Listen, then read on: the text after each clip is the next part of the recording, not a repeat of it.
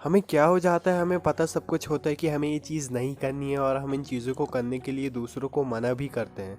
But ऐसा क्यों होता है हमारे साथ? आखिर में वो चीज़ हम खुद करते हैं। हमें पता है कि वो चीज़ हमारे लिए अच्छी नहीं है, पर तब भी हम करते हैं। और हम इन चीज़ों को छोड़ने के लिए कोशिश भी करते हैं, ज़िंदगी को बदलने की कोशिश भी करते हैं, मगर कुछ दिन बाद आप कोशिश करना बंद कर देते हैं और ये लूप ऐसे ही कंटिन्यू होता रहता है, चलता रहता है।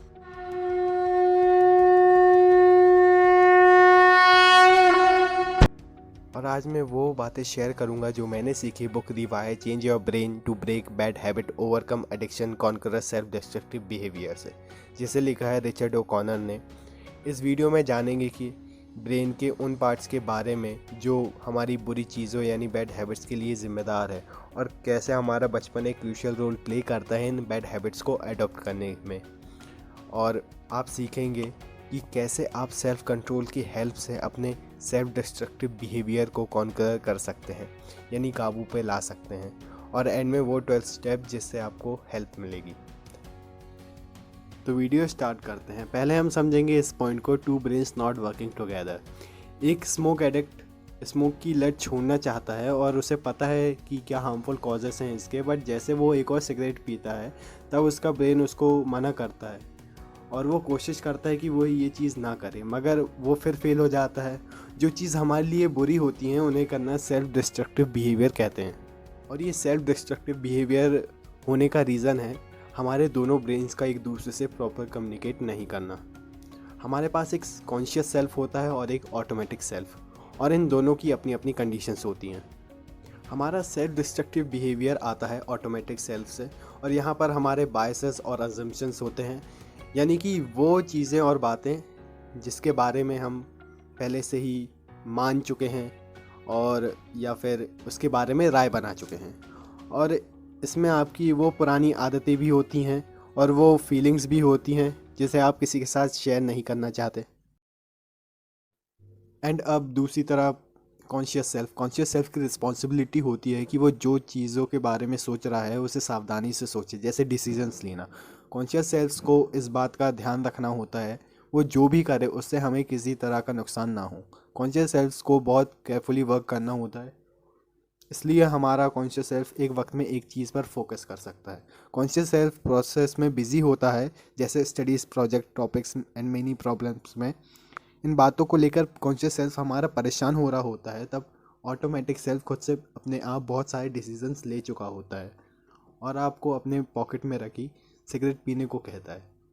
तो इस पैटर्न में हमारे दो अलग अलग ब्रेन्स डिफरेंट कॉन्वर्सेशन करते हैं।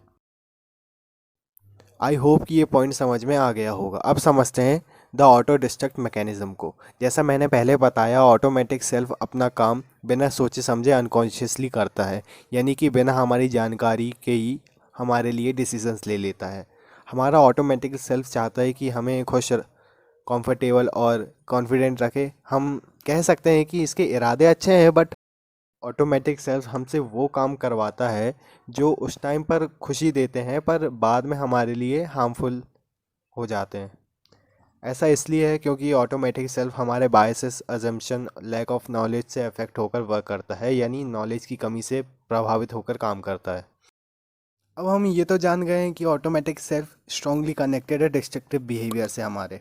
अब ऐसा क्यों है ये जानते हैं। उससे पहले ये समझना ज़रूरी है कि हमारा सोचने का पैटर्न कैसा है, क्या है, इसके बारे में बात करते हैं। हम जैसे जैसे बड़े होते जाते हैं हम चाहते हैं कि हर चीज़ का कोई मतलब हो। हमारा ब्रेन पैटर्न्स बनाने लगता है ताकि हमारी लाइफ प्रेडिक्टेबल हो सके, जैसे कि अगर हम अच्छा काम करेंगे तो हमें अच्छा फल मिलेगा वगैरह वगैरह, ऐसे कुछ। अब हम जैसे जैसे ज़्यादा पैटर्न्स बनाते हैं हम उन्हें मैनेज करने के लिए एक स्ट्रक्चर बनाते हैं, जिसे हम साइंटिफिक लैंग्वेज में पैराडाइम बोलते हैं। एक्चुअली रियलिटी और दुनिया के बारे में हमारे सोचने का जो पैटर्न है उसे पैराडाइम बोलते हैं। जब हम बड़े हो रहे होते हैं हमारा पैराडाइम परमानेंट होने लगता है, एक स्टेज के बाद ये परमानेंट हो जाता है और ये जल्द ही अनचेंज्ड थिंकिंग भी बन जाती है, मतलब ना बदली जाने वाली सोच बन जाती है। हम सराउंडिंग में उन लोग से ज़्यादा क्लोज होने लगते हैं जो हमारे सोचने के तरीके को सपोर्ट करते हैं, जिसे हम संगत का असर भी बोलते हैं। तो बेसिकली क्या है, हम जैसे कोई हमारा खुद का सेल्फ डिस्ट्रक्शन रियलाइज़ करवाएगा तो इनडायरेक्टली हम अपने पैराडाइम को बचाने के लिए कुछ भी कर सकते हैं, जैसे इग्नोर कर देते हैं, टॉपिक चेंज कर देते हैं वगैरह एक्सेट्रा। और इस चीज़ के बारे में हमारा कॉन्शियस सेल्फ अवेयर नहीं होता, इसलिए आपको आपके पैराडाइम के बारे में अवेयर रहना ज़रूरी है, जो कोई भी नहीं रहता, मैं भी नहीं रहता था इस बुक को पढ़ने से पहले।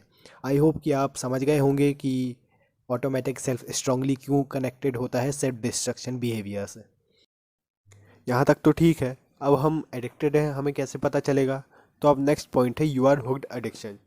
जब आपको किसी चीज़ की आदत लग जाती है तो आपके पास कोई सेल्फ कंट्रोल नहीं होता। अब वो जिस भी तरीके का एडिक्शन या बुरी आदतों में शामिल जो भी काम हो, जैसे सोशल मीडिया लंबे टाइम तक यूज़ करना, अल्कोहल, सिगरेट, टोबैको एक्सेट्रा, जो भी हो, आप एडिक्टेड हो, ये आपको तब रियलाइज़ होगा जब आपको वो चीज़ किसी दिन नहीं मिलती। इन शॉर्ट, वो चीज़ नहीं कर पा रहे तो कुछ सिम्टम्स महसूस होते हैं, जैसे नींद ना आना, गुस्सा, बेचैनी, एनजाइटी, डिप्रेशन एक्सेट्रा। एंड आपको उस टाइम ये भी लगता है कि आप जब मर्ज़ी अपनी बुरी आदतें को छोड़ सकते हैं, बट आप कभी छोड़ते नहीं हैं, बस आप खुद को बेवकूफ़ बनाते रहते हैं। बट कभी सोचा है कि किसी चीज़ की आदत लगती क्यों है? अल्कोहल और टोबैको के एग्जांपल को ईज़िली समझ सकते हैं। अल्कोहल हमें अच्छा फ़ील कराती है, इसके कारण आप खुल जाते हैं, एंड जब आप नशे में होते हैं तो आपका टाइम अच्छा बीतता है। जब अल्कोहल हमारी बॉडी से निकल जाती है, हम चिड़चिड़े और बोर होने लगते हैं, और हम फिर से अच्छा फील करने के लिए ड्रिंक करते रहते हैं। और दूसरी तरफ टोबैको हमारे ब्रेन के उस पार्ट को एक्टिवेट करती है जो हमें मज़ा और खुशी देता है। जब ये एक्टिवेट होता है तब एक न्यूरोट्रांसमीटर रिलीज़ होता है जिसे हम डोपामिन या फील गुड हार्मोन बोलते हैं, और ये न्यूरोट्रांसमीटर अच्छा फील करवाता है। अब जितने लंबे समय तक हम ये यूज़ करते हैं, उतना ही डोपामिन रिलीज़ होके उसे अच्छा फील करवाता है, एंड उसका प्लेजर सेंटर उतना ही डैमेज होता है। जितना ज़्यादा हमारा प्लेजर सेंटर डैमेज होगा, इसका मतलब है हमें आपको अपने आप को अच्छा फील करवाने के लिए उतना ही ज़्यादा ड्रग चाहिए होगा। अब सवाल ये आता है कि हम अपनी बुरी आदतों से बाहर कैसे आएँ। तो नेक्स्ट पॉइंट है how to get rid of addiction. तो ऐसी आदतों से छुटकारा पाने के लिए ऑथर ने 12 स्टेप प्रोग्राम बताया है बुक में। अगर आप इंटरेस्टेड हैं इस बुक को रीड करने में, हम आपको बुक का लिंक डिस्क्रिप्शन में और फर्स्ट कमेंट में दे देंगे। ये 12 स्टेप प्रोग्राम की इंस्पिरेशन ऑथर को अल्कोहलिक एनोनिमस नाम की ऑर्गेनाइजेशन से मिली। ये 12 स्टेप प्रोग्राम किसी भी तरह की प्रॉब्लम से हेल्प करेगी। तो स्टार्ट करते हैं। स्टेप नंबर 1, आपको अपने आप से ऑनेस्ट रहना होगा। आपको ये एक्सेप्ट करना होगा कि आप एडिक्टिव हैं। अपने अंदर से इस मिथ को निकाल दो कि आप इसे कभी भी छोड़ सकते हो। आप कभी भी नहीं छोड़ पाओगे असली में। स्टेप नंबर 2, इसे एक एक दिन के हिसाब से करें। खुद को कहो आज कोई सेल्फ डिस्ट्रक्टिव काम नहीं करना है। स्टेप नंबर 3, ये मान के चलो कि मुश्किल दिन भी आएंगे जब आप ये सेल्फ डिस्ट्रक्टिव काम किए बगैर नहीं रह पाओगे। कितना भी टेम्पटेटिंग क्यों ना हो, इस विचार के साथ खुद पर कंट्रोल रखो कि ये वक्त भी बीत जाएगा। स्टेप नंबर 4, अपने मॉरल को याद करो। ये एक्सेप्ट करो कि सेल्फ डिस्ट्रक्टिव बिहेवियर ने आपसे बहुत बुरे काम करवाए हैं। ये सब आपके एडिक्शन के कारण हुआ है। स्टेप नंबर 5, उन लोगों से माफ़ी मांगो जिन्हें आपने किसी भी तरीके से नुकसान पहुंचाया है या किसी के साथ अच्छा नहीं किया है। स्टेप नंबर 6, आप किसी ऑर्फनेज में टाइम शेयर करो या किसी ओल्ड एज होम में। अच्छा काम करने से अच्छा फील होगा। स्टेप नंबर 7, माइंडफुल एक्टिविटीज़ की प्रैक्टिस करो। माइंडफुलनेस का मतलब है कि अपने रिएक्शन और बिहेवियर को लेकर कॉन्शियस रहना। अपने इमोशंस को ट्रैक करो कि हम क्या गलतियाँ कर रहे हैं और उसे सुधार लो। बार बार इस थॉट्स को दोहराइए कि you can fake it until you make it. Alcoholic anonymous जैसे बड़े और कई फेमस ग्रुप इस आइडिया को फॉलो करते हैं एडिक्शन को छोड़ने के लिए।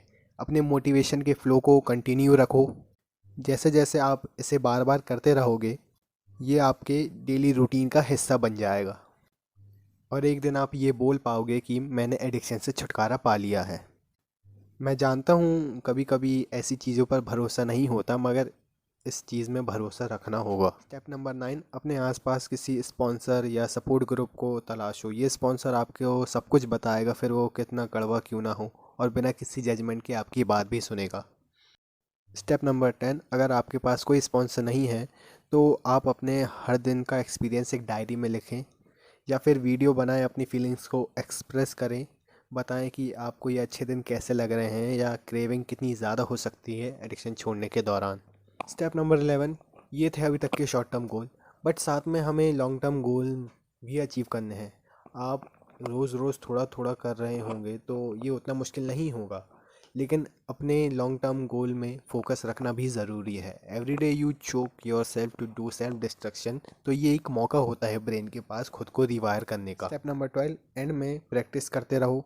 एंड बार बार रिपीटेशन ही सबसे इम्पॉर्टेंट है। रिपीटेशन से ये होगा, जो बुरी आदतों ने ब्रेन में कनेक्शंस बना लिए हैं, हर रोज़ अच्छी आदतों को रिपीटेशन और प्रैक्टिस करने से ब्रेन में न्यू कनेक्शन जल्दी और स्ट्रांग बन जाएंगे। तो दोस्तों, इस वीडियो में हमने रिवायर बुक को 4 सिंपल पॉइंट्स में समझा, जिसमें सबसे पहला पॉइंट था two brains not working together, यानी एडिक्शन या बैड हैबिट जिस भी तरह की हो, वो हमारे दोनों ब्रेन्स के इम्प्रॉपर वर्किंग के कारण होती है। नेक्स्ट हमने देखा था दी ऑटो डिस्ट्रैक्ट मैकेनिज्म, कि कैसे हमारा ऑटोमेटिक सेल्फ अच्छा चाहते हुए भी हमारे लिए बुरा हो जाता है। यहाँ पे हमने सीखा था कि ऑटोमेटिक सेल्फ कैसे डीपली और स्ट्रांगली अटैच्ड होता है सेल्फ डिस्ट्रक्शन से। नेक्स्ट हमने देखा था यू आर हुक्ड एडिक्शन, जिसमें हमने देखा था कि हम अपने एडिक्शन के बारे में बेसिक से स्टेप से पता लगा सकते हैं। एंड फाइनली लास्ट पॉइंट था how to get rid of addiction. हमने सीखा था कि कैसे हम अपने पुराने से पुराने एडिक्शन को छोड़ सकते हैं उन 12 स्टेप्स की मदद से। दोस्तों, और आप कमेंट में बता सकते हैं कि अगला वीडियो किस टॉपिक या बुक में चाहिए, ताकि हमें भी फीडबैक मिले और हम उन चीज़ों में इम्प्रूव और कवर कर सकें। और इस चैनल को सब्सक्राइब कर लीजिए और बेल आइकन को भी दबा दीजिए, ताकि ऐसी नॉलेजेबल वीडियोस कभी मिस ना करें। और लाइक ज़रूर कीजिएगा ताकि हमारा कॉन्फिडेंस बढ़े।